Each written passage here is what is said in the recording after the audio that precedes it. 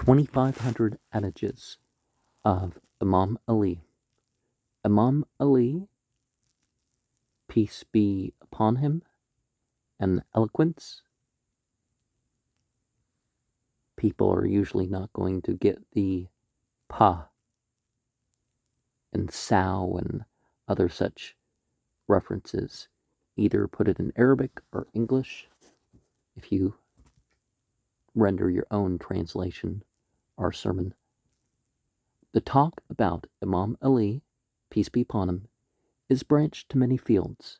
For every field of virtues, he, peace be upon him, was the first to indulge himself into it, and what such few pages would do to talk about him and about his many virtues, and it is enough to be taken as a clue the speech of Ibn Abbas, the rabbi of this nation, with his knowledge, and it is narrated that a man asked Ibn Abbas and said, "How many are the virtues of Ali bin Abi Talib?" And I think they are 3,000. Then said Ibn Abbas, "It is closer to 30,000 more than 3,000.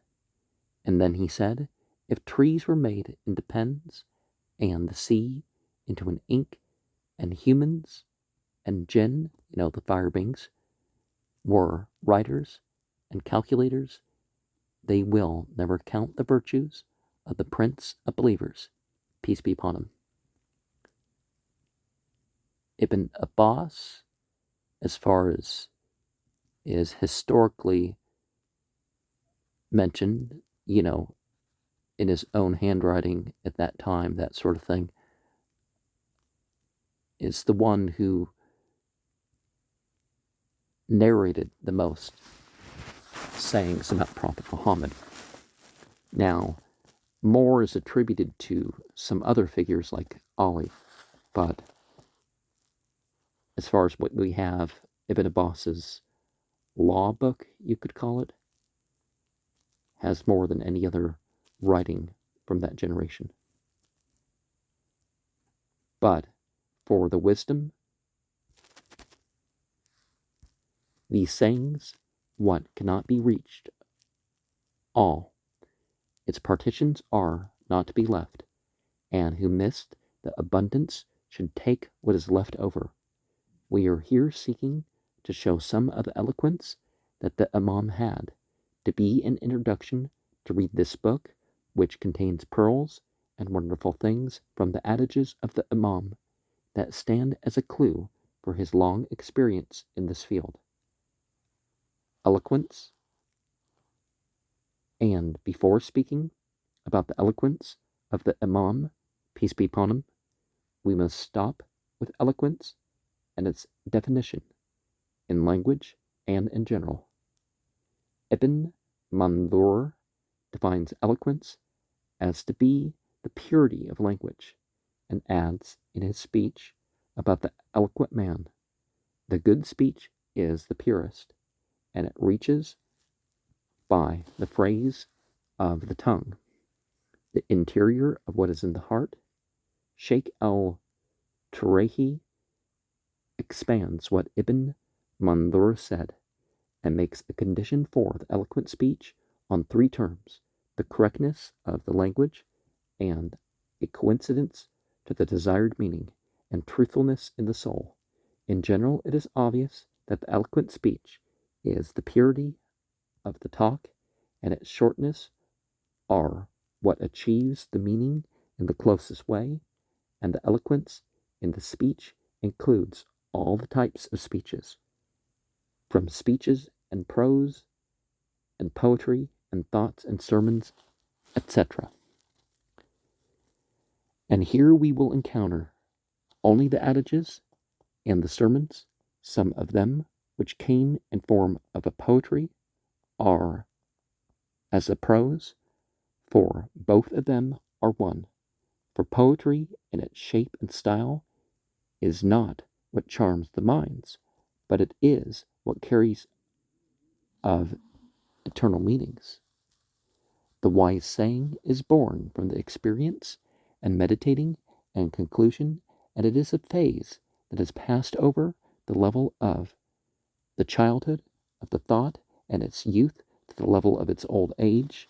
On the other hand, the sermons coincide with adages, for they are the result of meditating and experimenting, but they are special because they are specialized for inviting people for the afterlife and hating the finite life. Well, the finite life for itself, perhaps, our limiting life to the mundane. Eloquence of the Imam, adages as an example. The facts that affected his adages. Maybe one of the most obvious things that affected the adages of the Imam is the religion of Islam, and mainly the Book of Allah that was revealed, that is Al-Quran. For Al-Quran is the topmost in eloquence and purity in language, and it is enough as a clue for this. How the eloquent speakers of the Arabs stood up, surprised in front of the greatness of its own eloquence, while they are the great owners of literature and the giants of thought and eloquence. Adding to that, the Imam had a noble soul and did not accept to see the people under humiliation. These characters are encouraged by Islam. Thus the Imam, peace be upon him, went on, starting from his own self and feeding his thought with the teachings of Islam. What was revealed to Prophet Muhammad and what he was inspired to say. So it's not just the Quran. He went on to build a unique community depending on unique ideas that he, peace be upon him, explained in his adages and his speeches. He was considered part of A'imma in the Shia sense, partly because he was one of those ones mentioned in the Quran that don't believe or do anything until they run it through the approval of the revelation, as far as types of adages and their subjects. The adages of Imam Ali, peace be upon him, included the different fields of life like religion, community, manners, sermons, and politics, and they are considered adages because they are general and applicable for every place and time.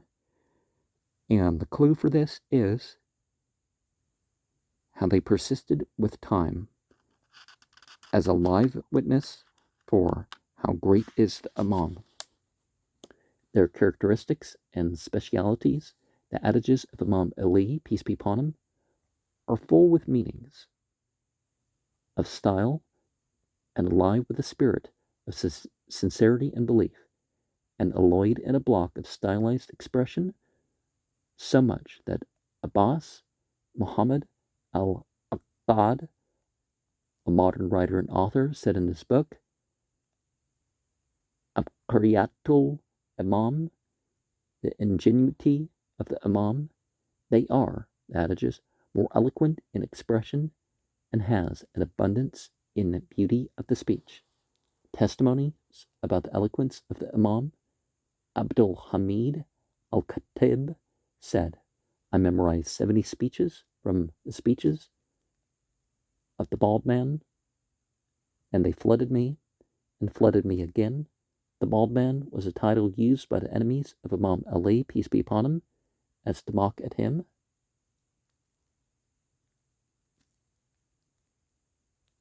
His eloquence even attracted his fierce enemy, Muawiyah.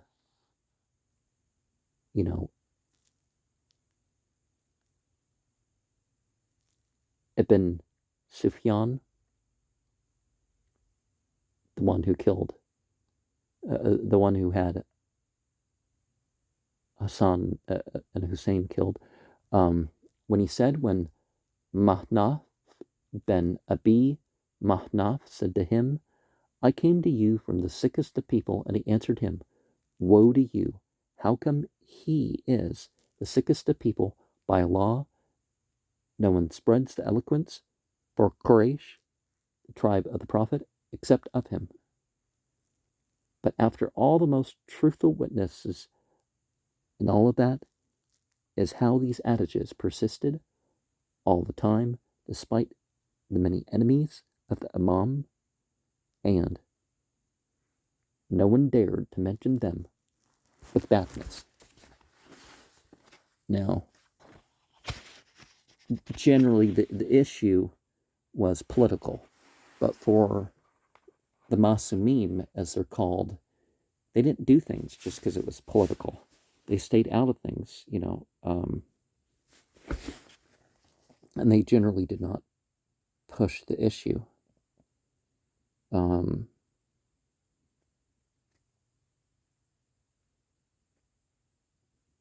Okay, there was something in here that I thought we should adjust the language, but you get the picture.